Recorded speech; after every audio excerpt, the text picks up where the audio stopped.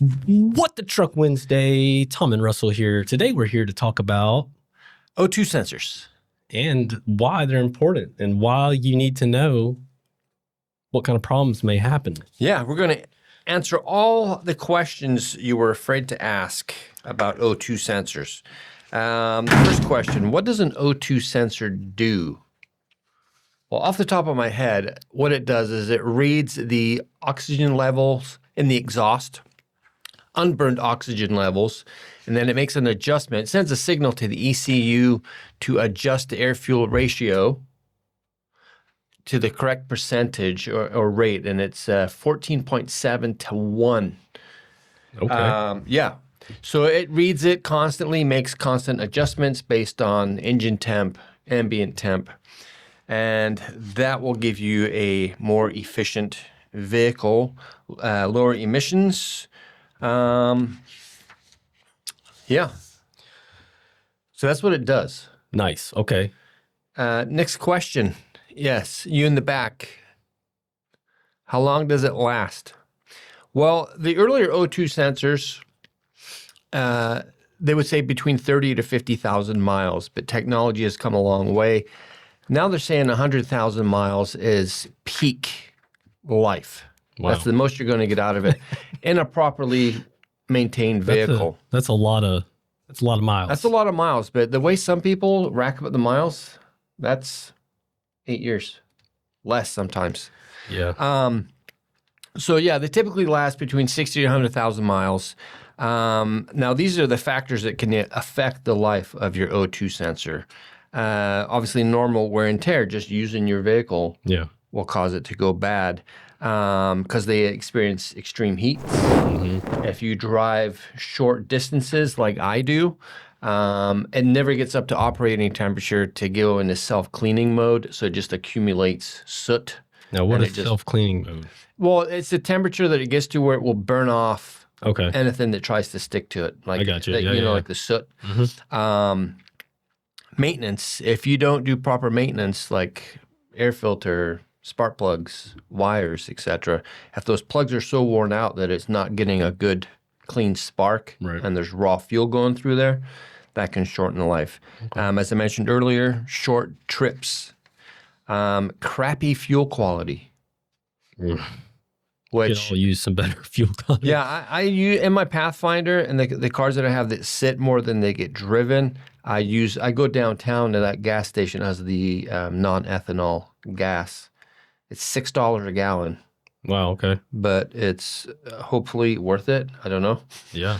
And then engine issues. So if the engine is in rich mode for an extended period, or issues like a clogged catalytic converter, that can shorten the sensor's life. How many cars come through our shop that need O2 sensors, and then they get into it and they're like, oh no, it needs a cat now because the cat's bad as well. Right. It's just be left to go. And you don't want to go down that road. The price of a cat. We just had a catalytic converter come in for an NV200 that's in the back. How much?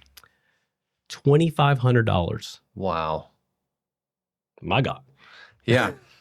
My God.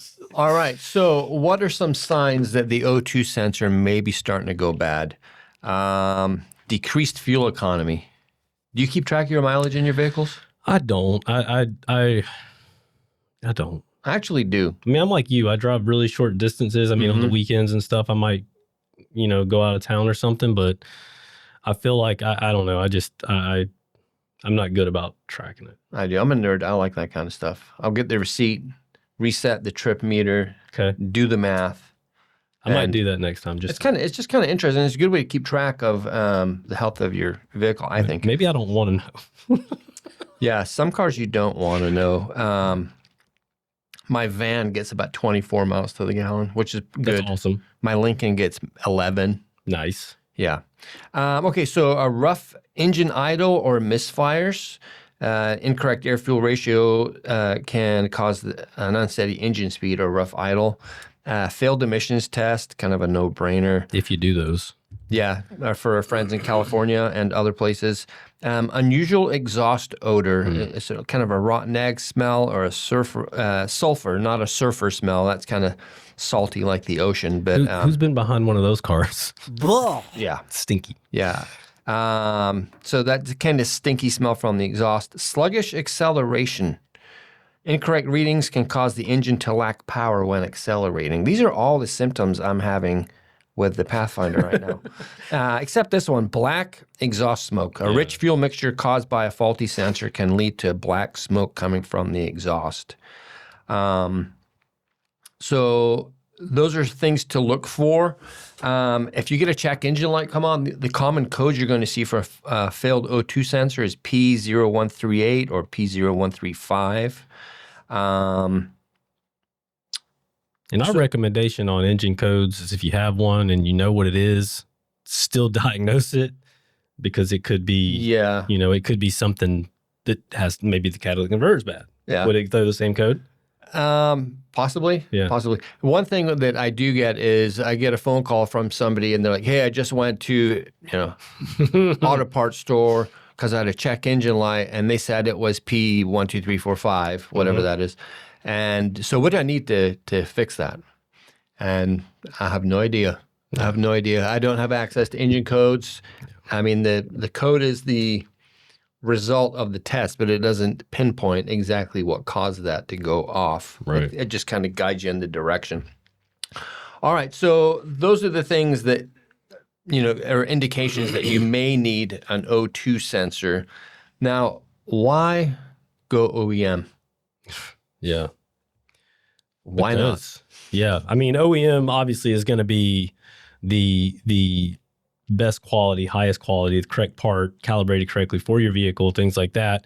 I mean, we've run into loads of issues with, you get stuck in a pinch, you need an O2 sensor to keep somebody on the road, you ain't got it. What are you going to do? You're going to go to a parts store. I mean, that's what anybody would do. You get it and put it in there, and all of a sudden you still got to check engine light because that, it's not manufactured correctly. But if you do have to go aftermarket, you have got, I mean, if I was going aftermarket on an O2 sensor, there'd be one brand I would buy, and that'd be it. Yeah, yeah. So if you get stuck, well, to finish up with why you should go OEM if possible, like Russell said, it's a quality product. It's specific to your vehicle. It's going to fit correctly. It's going to have the right connectors. You don't need to cut and splice anything. It's easy to order. You can get it from us online. The warranty, right?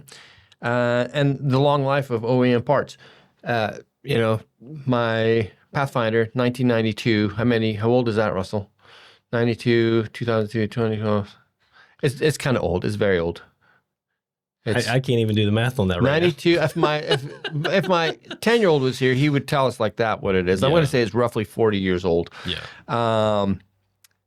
And it's just barely starting to go out, I think, if that's what's causing all these issues. So I'm going to find out soon enough because I bought this one. Now, it's no longer available for my Pathfinder, unfortunately, but I did go aftermarket, found a Bosch one. It only works on WD-21 Pathfinders. And the nice one about this Bosch one is it's made in Japan. Yeah, if you go to buy an aftermarket O2 sensor and you look at the fitments on it and it says it fits a Nissan, a Toyota, and a Porsche, it's probably not the O2 sensor you want. Right. Yeah. Do yourself a favor. Don't get O2 sensors from Amazon. Yeah. Go for the best one you can afford. Good brands are Bosch, Denso. Denso. Probably some other ones out there. Yeah, just you can put them in the comments. You'll know the brand. I mean, if you go to buy an O2 sensor and it comes across the counter with some brand you ain't ever heard of, probably a red flag. Yeah, right. Stay away from it. Yeah. But that's it. That's all I've got as far as O2 sensors are concerned. Yeah. So one of the things I wanted to note too is I had a customer one time. I sold one of these over the counter to them. Not this particular one, but they pulled it out of the box. They thought it was used. Because of the grease on anti-seize compound. Yeah. So if you get a new O2 sensor and it doesn't have anti-seize on it, put it on there. If it does have it on there, don't wipe it off thinking it's something that's not supposed to be there. That's gonna save your life. And don't get it on the business end of it either because it'll mess it up. Yeah, leave it where it is. This one, like you can see here, it's right in the threads, and Yeah, you don't want to. This might help you down the road when you need to get it off. It may not though. And that's another question that I needed answered. Is it better to take an O2 sensor out when the exhaust is hot or when it is cold? I guess it depends. It probably when it's hot, if you can get to it. That would be the thing. Yeah, that's what AI said. It said it's best to take it out when it's hot because that threaded bung will expand. Yep. And it will make it easy. Hopefully, make it easier to come out as opposed to when it's cold. If you got one that's buried in there on top of the pipe or something, I don't know if I'd go. Unless you got a really good sleeve for your arm that you're willing to test chainmail. You got a chainmail glove. Yeah. Let us know about your O2 problems, O2 sensor problems, your O2 problems. But yeah, hit subscribe, like the video. Leave a comment. What brands have you used in the past that you had good luck with? Which ones have you had bad luck with? I want to know the brand. Name and shame. Name and shame. Yeah. Ultram. Bye. See you. Bye.